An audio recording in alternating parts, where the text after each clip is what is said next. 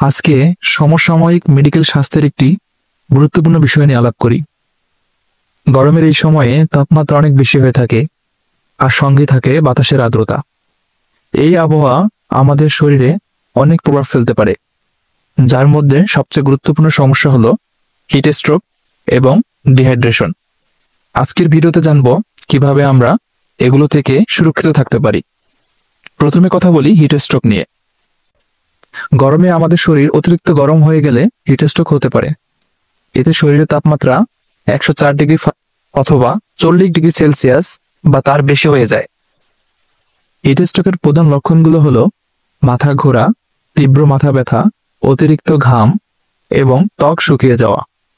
যদি এমন লক্ষণ দেখা দেয় তবে দ্রুত শীতল জায়গায় চলে যান এবং ঠান্ডা পানি দিয়ে শরীর ঠান্ডা করুন। অন্যদিকে গরমে পানি স্বল্পতা বা ডিহাইড্রেশন একটি বড় সমস্যা। যখন আমরা পর্যাপ্ত পানি পান করি না তখন শরীরে তরল কমে যায়, ফলে ক্লান্তি, মাথা ব্যথা এবং মনোযোগ হারানো সহ বিভিন্ন সমস্যা হতে পারে। ডিহাইড্রেশনের লক্ষণগুলো হলো শুষ্ক ত্বক, অল্প পরিমাণে প্রস্রাব হওয়া এবং মুখ শুকিয়ে যাওয়া। তাহলে কিভাবে আমরা এগুলো থেকে সুরক্ষিত থাকতে পারি?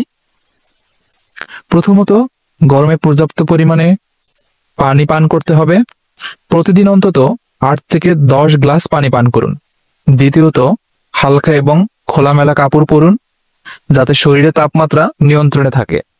তৃতীয়ত, রোদে না গিয়ে ছায়া এবং এয়ার কন্ডিশন যুক্ত জায়গায় বিশ্রাম নিন।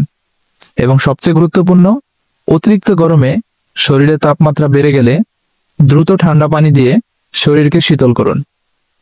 গরমে স্বাস্থ্য সুরক্ষার জন্য এই সহজ উপায় মনে রাখবেন।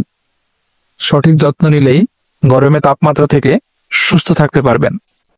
ভিডিওটি যদি উপকারী মনে হয় তাহলে লাইক এবং শেয়ার করতে ভুলবেন না। আপনার মতামত জানাতে কমেন্ট করুন এবং আমাদের চ্যানেলটি সাবস্ক্রাইব করুন। সুস্থ থাকুন, নিরাপদে থাকুন। আল্লাহ হাফেজ।